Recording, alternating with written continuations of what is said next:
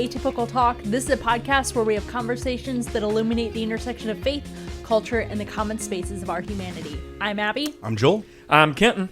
And I want to start by asking you guys, we haven't talked about this in a minute, what are you reading or streaming right now? A couple things.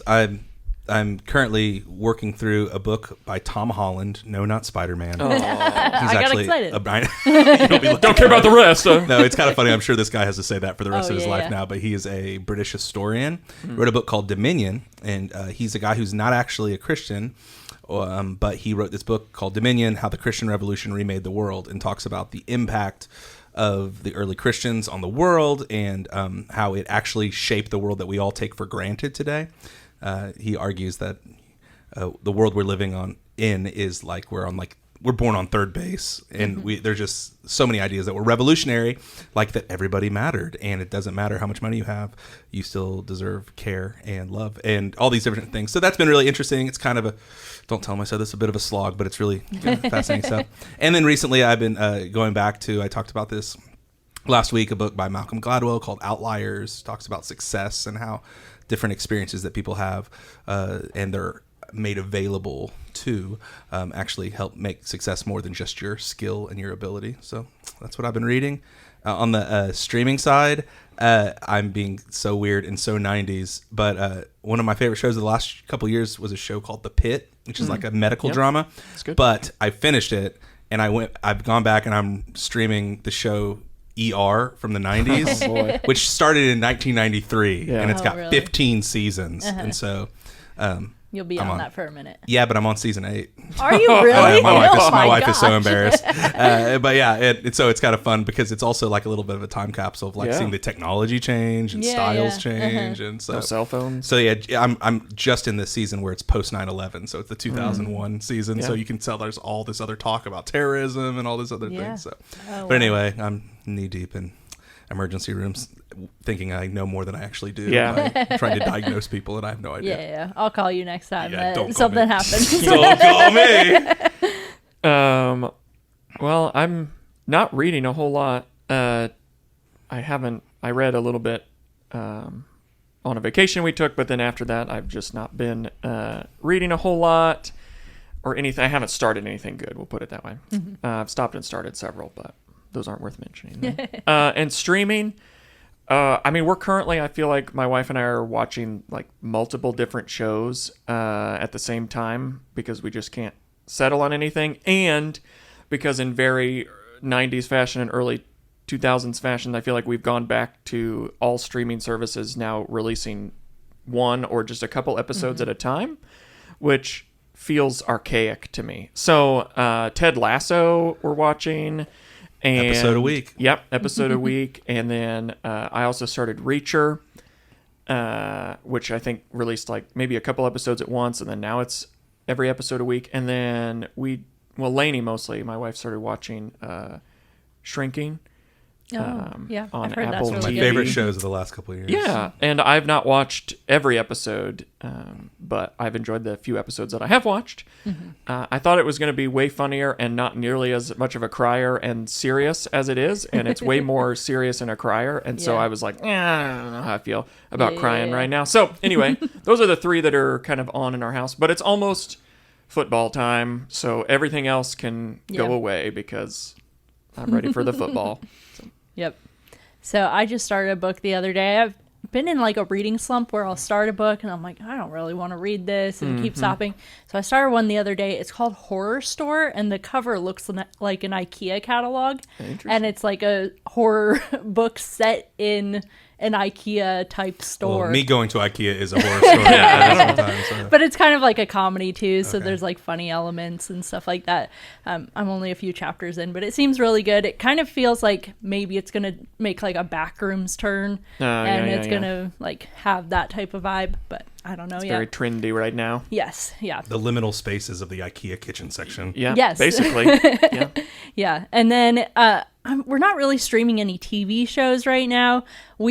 we'll watch like King of the Hill sometimes when we're eating dinner, but that's about it.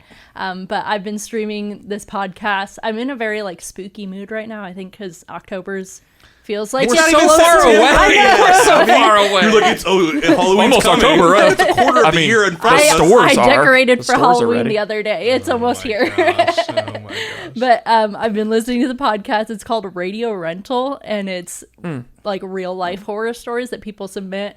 But it's hosted by Rainn Wilson from The Office, yeah. and so it's got like funny elements mixed in between the stories and stuff. And I so, mean, Dwight telling me horror stories. well, he's not the something. one reading it. The people who Oh, submit that's it read disappointing. the Okay. stories, so he just does like the in between stuff. And it feels like, I can't remember what this show is, but it's like an old, really old TV show where there would be like puppets doing commentary during like a scary like monster movie and stuff.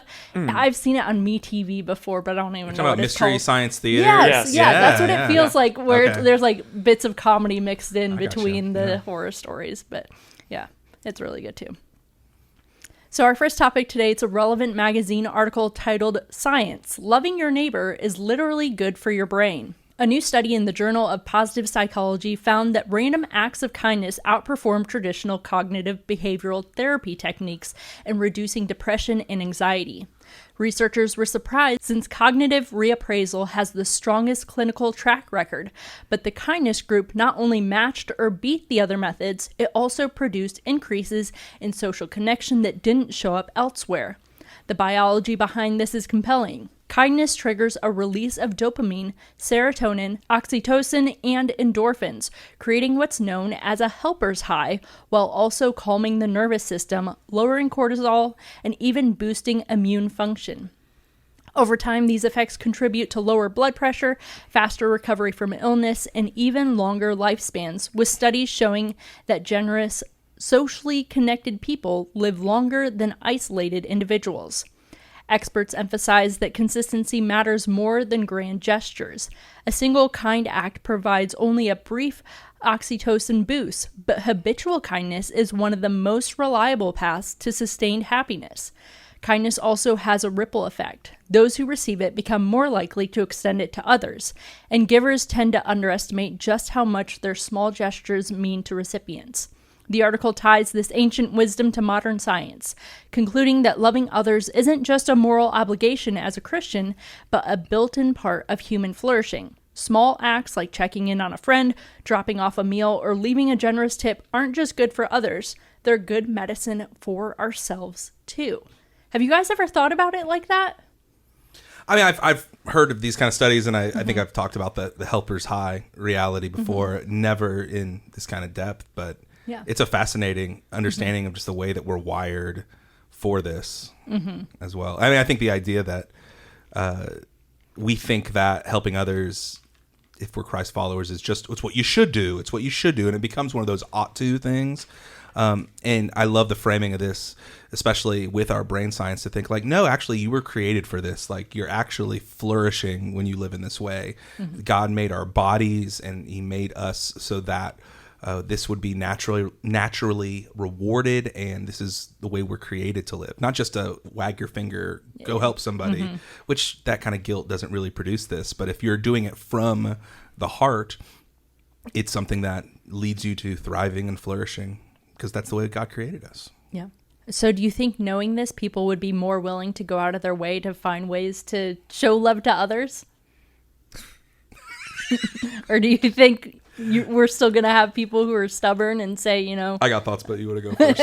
I mean, I just think that no. Yeah. I mean, you know, don't eat too much sugar and don't do, you know, things that also, you know, contribute to bad things in your body or whatever. That's a very vague term, but I just feel like that doesn't really change anything. You know, like Joel said, the guilting of wagging your finger because it's something that you ought to do and be nice doesn't really. But I think just, I don't know, if you've never done something nice for someone else, it really does, like, it sure doesn't make you feel worse. Yeah. You know, like, I mean, you know, what kind of helper's high you get or whatever, sure, but I just feel like it just feels genuinely comforting in your soul, deep down in some other mechanism inside you that just feels like you did the right thing, or, said hello to a person and created a relationship. After reading this article, I came across my social media, in classic social media fashion, started showing me a bunch of videos and stuff about basically people doing random acts of kindness, which are kind of its own thing. But there was this one guy in particular that was basically like, long story short, he just met somebody that would like walk outside of his home, and just every morning he would say hi to him, and then that created a relationship, and then it turned into like him helping this guy, and gave him a bike and all this kind of stuff, and then told him, drop off your bike if it ever breaks, and he just fixes it. And he's like, I'm not really doing any grand gesture. He's like, I'm taking 20 minutes out of my day to fix this bike, put a new chain on it. And he's like, but it just feels good knowing that my one hello one time led to a new acquaintance and a new friendship and relationship with another human being. And so I think it's just be nice. Do something nice for somebody. It's pretty fun. Yeah. Yeah, I definitely don't think that people knowing the brain science and knowing the science behind it is going to lead to more. And I honestly don't know if you do it for yourself, doesn't that in a way kind of negate kindness because you're actually doing it to receive something for yourself? Yeah. I wonder if that, so I don't think it would be very motivating, nor would I suggest do it because it's good for you kind of thing. But I think that people they don't jump to this. I say no to these impulses all the time because it feels good on the other side, but there is an element of sacrifice. You're giving something away, whether even in Kenton's example, it's 20 minutes that you could be doing something for yourself or taking time for yourself. And you have to willingly be like, I'm giving away this time and I do not get something from this time. Yeah. Or I'm not doing it to get something in this time. And I think we are so busy and we're so built on trying to maximize everything for our individual goals and our individual thoughts that we say no all the time. And I don't think any amount of science would be the thing that motivates us, to actually do it. But because there's always an element of, love is sacrifice. Love is you giving something away that you don't have to, but you want to better somebody else. And that takes away your time, which is resource, energy, all those different kind of things to make it happen. And that's what's Christian about love too, is that's the model that we see in Jesus, is he didn't just say, I love y'all. Like he showed us and he demonstrated, in using Paul's language, what love really is. And it's always going to cost us something. But on the other side, there is this reward. And now we see through science, like, oh man, that reward is actually built into us as human beings, which is really beautiful and cool. Yeah.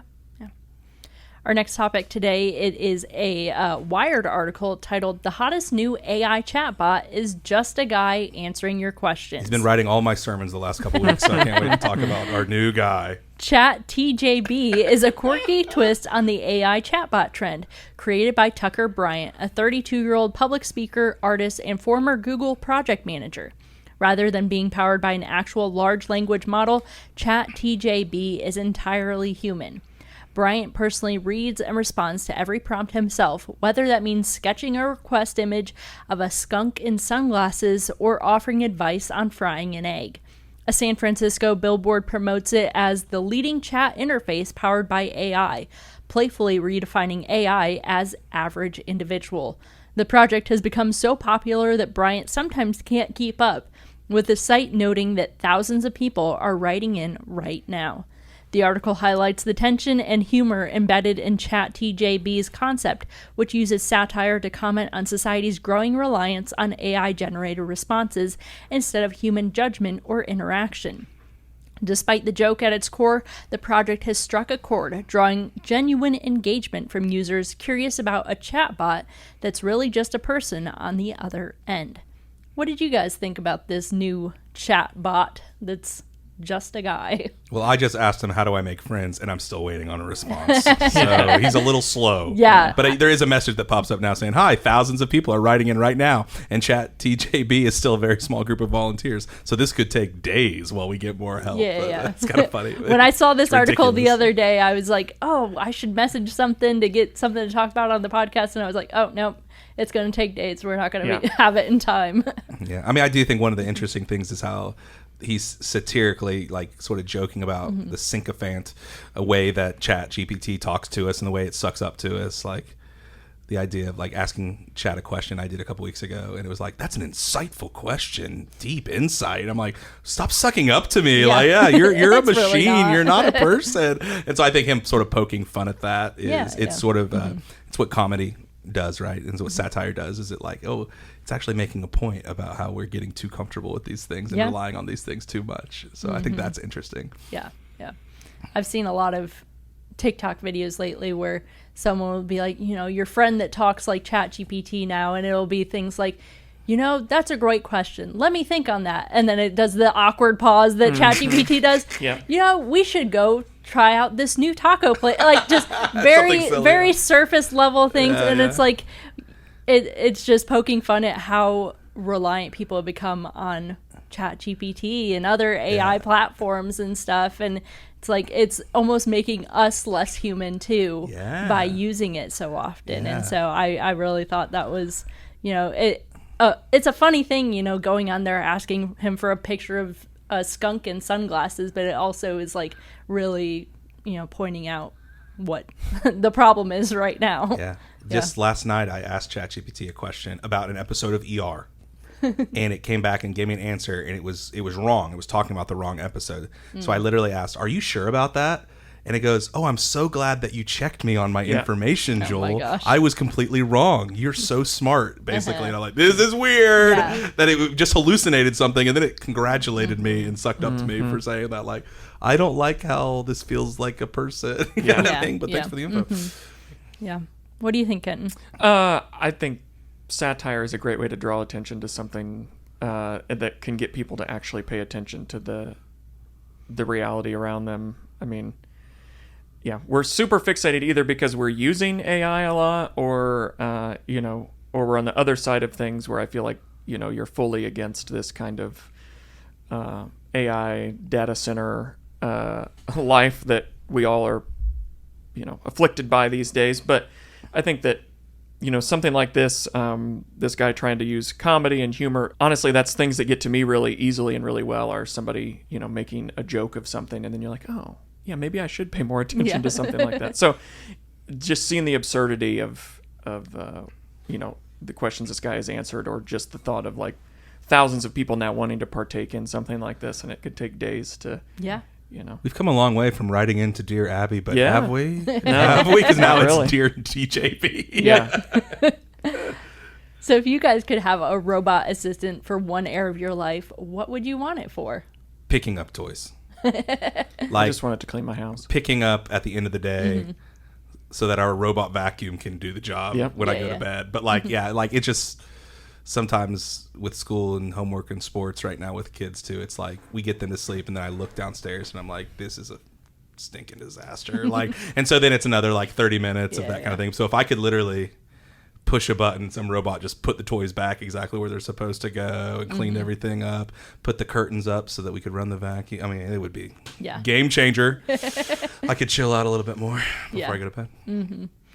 I didn't even have to think very hard about that one. That feels like surely that's what everybody's answer or close to would because be. robot vacuums are a great thing, right? Yeah. But like they're not picking things up so that you have to like No, clear they're the moving path. them around. You have to clear the path. Or getting stuck. Yes, on the ledge. Yeah, on the ledge. Sorry, your vacuum's stuck on a cliff. Yeah, there it is. Yeah. I don't have a cliff in Yes, my there's house. no cliff. Like, it's a rug. It's a rug. Yeah.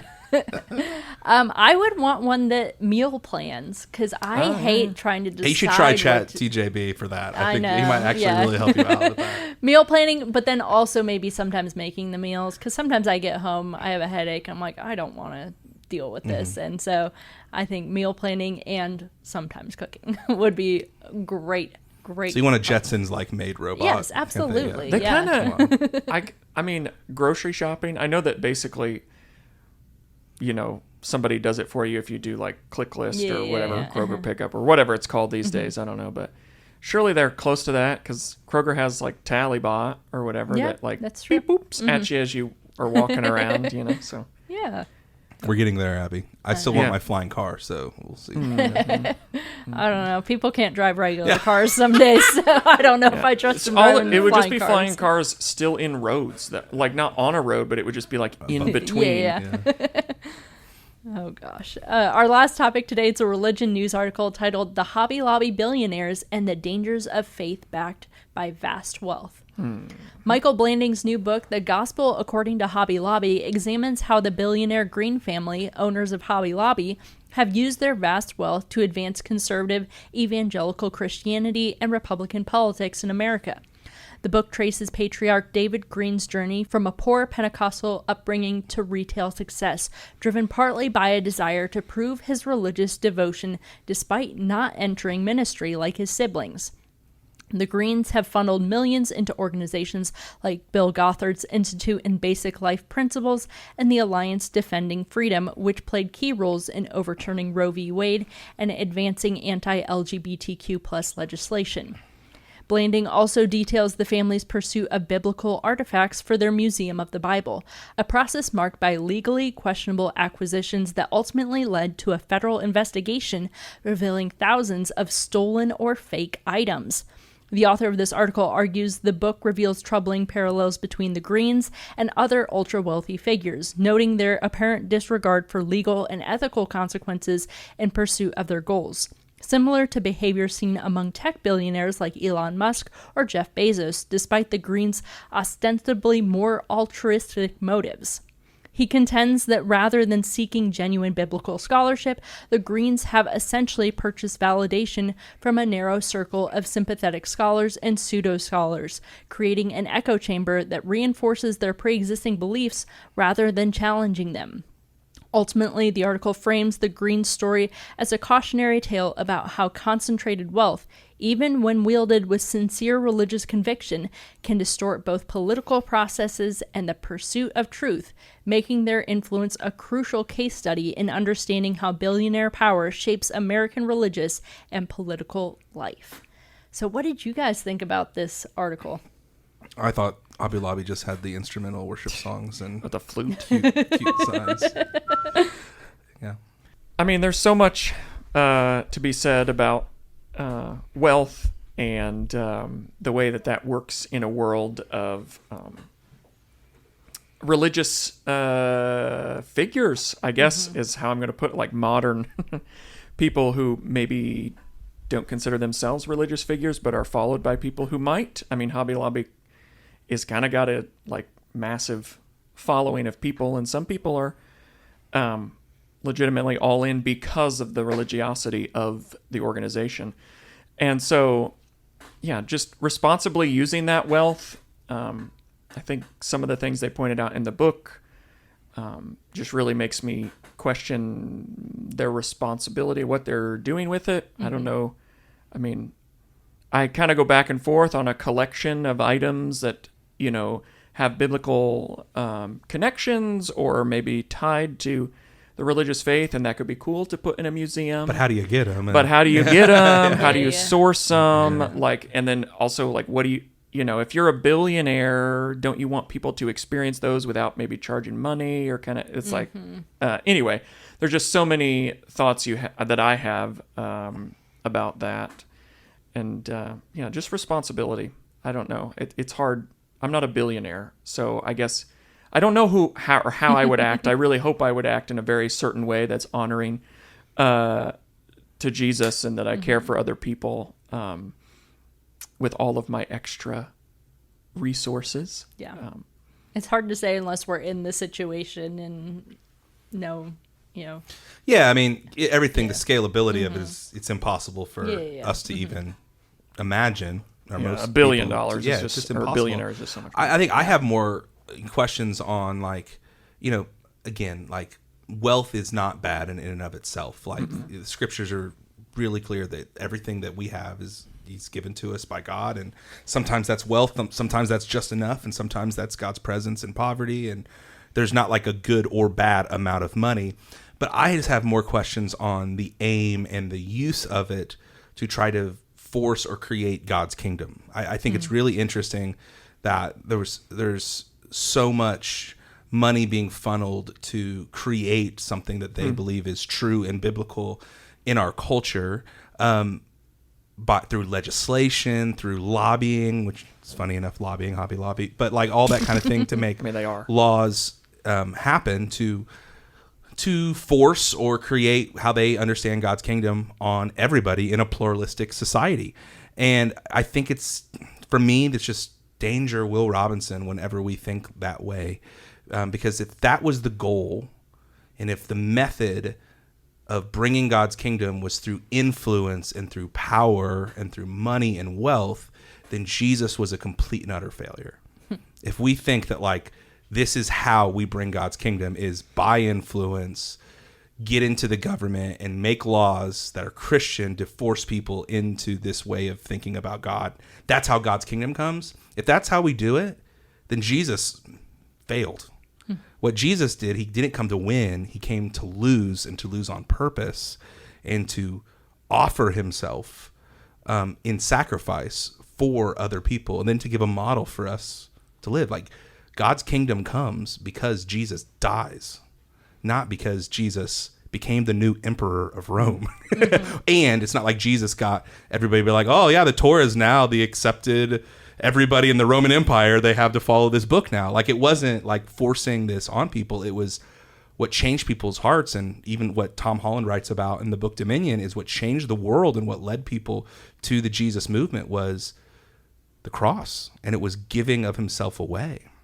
And so I'm always going to be cautious of how much I'm trying to use, in air quotes, the world's methods to win instead of Jesus' methods of losing on purpose for others. You know what I mean? Sacrificially thinking about this. And that's just where I question the techniques. And money is not a bad thing in and of itself. Wealth is not a bad thing. Wealth can be an incredible tool to do lots of good.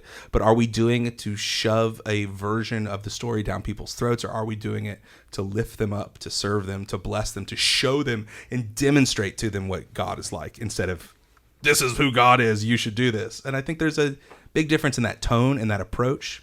And I think it's just a cautionary tale for all of us that in the scale of the world, we are all wealthy in America, to be like, how are we using the wealth that's been placed in our hands? Are we trying to force God's kingdom by winning and by influence and by lobbying and by laws and legislation?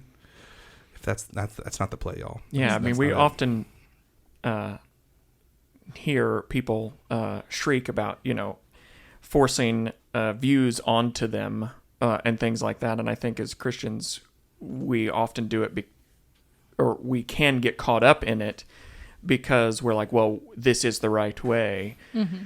And we get mad when other people do it. And yet as Christians, they don't even think about it, or may not think about it, and be like, I'm going to tell them exactly how I feel. Well, shoe on the other foot, how are you going to feel if somebody does the same thing with whatever opinion you've got, And I think you're talking about like religious freedom, right? Oh, for like sure. The idea that yeah. like there are a lot of Christians that are loud for religious freedom, but really what they're loud for their religious freedom. Yes. And like, oh, well, I want to be able to do this in a public school as a Christian, but well, if there's a Muslim teacher, I don't want them to be able to do that. I'm like, well, that's not really religious freedom then, right? That's freedom for your religion. Yeah. And again, like that's not, people don't think through that turn, but it's real, and that's just the logic of it. And so, yeah, I think that what's dangerous for all of us is, are we going to try to win to bring God's kingdom, or are we going to try to be the biggest loser to bring God's kingdom and give of ourselves? And I think Jesus is pretty clear, and the story of the Gospels are pretty clear of how God's kingdom actually comes, and it's not through him kicking Rome's butt and forcing the Bible down everybody's throat. That's not how he did it. Yeah. With as much rain as we've got recently, I was about to head to the Ark. Yeah. That would be, you know what I mean? That's the real move. So we're not too far away. They built it for a reason, I guess. Yeah, that was it. Didn't it get flood damage like shortly after? Yeah, it was built? absolutely. I don't think I trust that. Yeah, for They sure. used the wrong gopher. Yeah. Gopher measurements there. Yep. Yeah. Well, that's it for this episode of Atypical Talk. If you have any topics you'd like us to talk about or questions, you can email those to atypicaltalkpod@gmail.com. You can follow us on Instagram, Facebook, and TikTok at atypicaltalkpod. And make sure to subscribe on your favorite podcast platform to get updates when new episodes go live. We hope that these conversations today have helped you think wider, love deeper, and partner with God to bring the up there down here in your everyday life. Thanks for listening. Thanks. Subscribe! Thanks, Chat TJB.